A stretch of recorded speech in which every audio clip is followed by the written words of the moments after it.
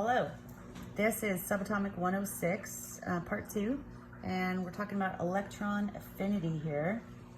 And affinity is a word for attraction, and or there's probably, well, yeah, we'll just simplify it and say it's attraction. Okay, so the definition for electron affinity is the energy change that occurs when an electron is gained by an atom. Okay, so you could think of it as the opposite of ionization energy.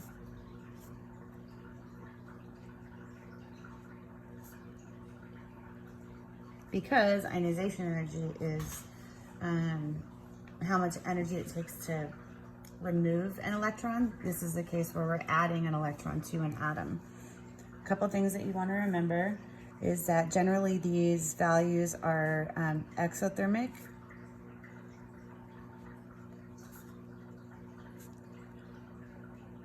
So generally you see a negative delta H here, and that's just because electrons are attracted to the nucleus.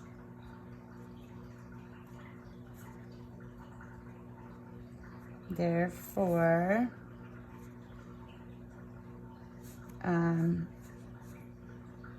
small amounts of energy are released every time an electron is added to an atom.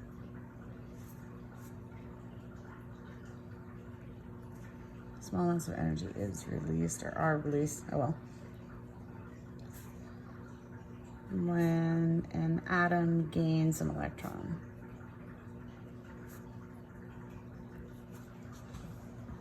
Okay, so general trend for this is that as effective nuclear charge goes up, electron affinity becomes increasingly negative. So the values for the negative get bigger, which means more energy is released.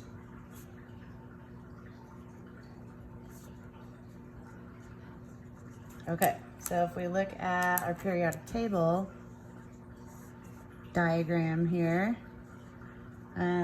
our general trend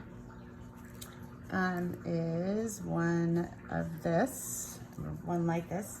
As you go up and to the right, more energy is released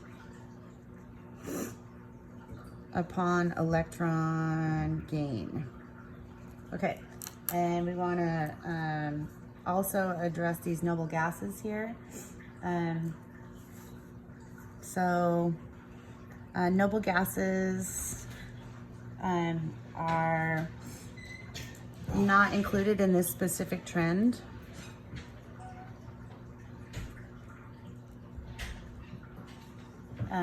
Because they have positive electron affinities. Oops.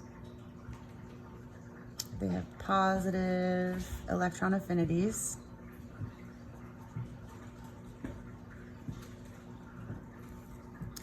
So that's like a fancy pants way of saying they don't want electrons.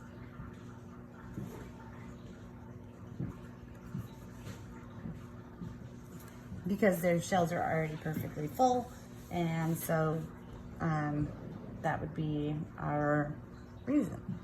Okay, so again, down here, francium, port francium, we would have a negative electron affinity of like maybe negative 100 kilojoules. That's just a guess or an example.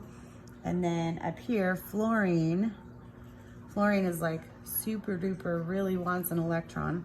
So we might see something like negative 2,000 kilojoules per mole, something like that. Okay, so these, as I said, are in general going to be negative. There are two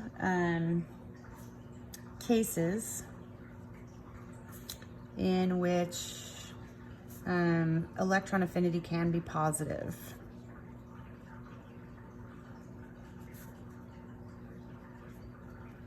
So number one, we just talked about, and that is if the substance is a noble gas.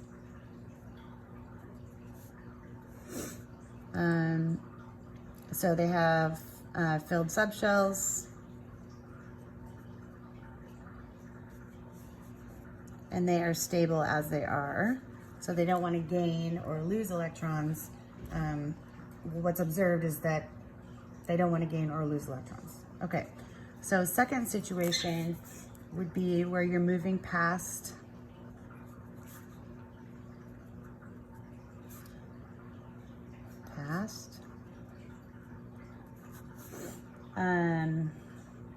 a half-filled subshell.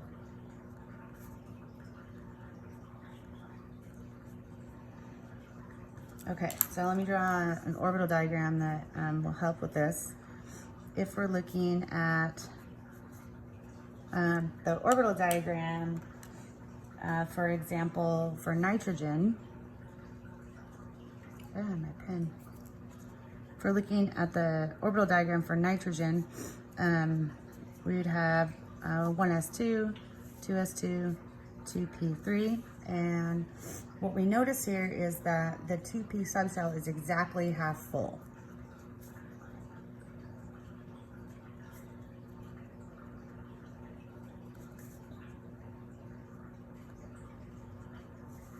And what's observed is that nitrogen has a positive electron affinity. So positive electron affinity means that the element doesn't want the electrons.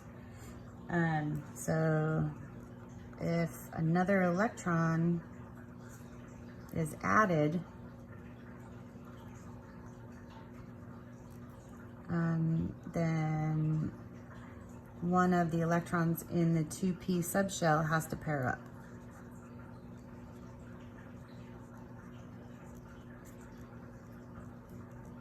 So what's suggested is that the half-filled subshells are more stable than going past a half-filled subshell in which we add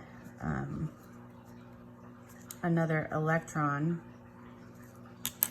And so we have this as our initial for nitrogen, and if we tried to add another electron, then we'd be adding on this electron here, which would cause this guy to have to pair up.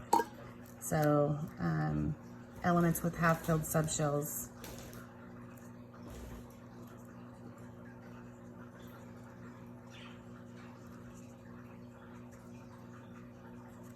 will have positive electron affinities. So that would be like nitrogen and phosphorus, anybody in that family, anything halfway through the D subshells, anything halfway through the S subshells as well. And that is it. Thank you guys, and I hope you're having a great weekend. I'll see you tomorrow.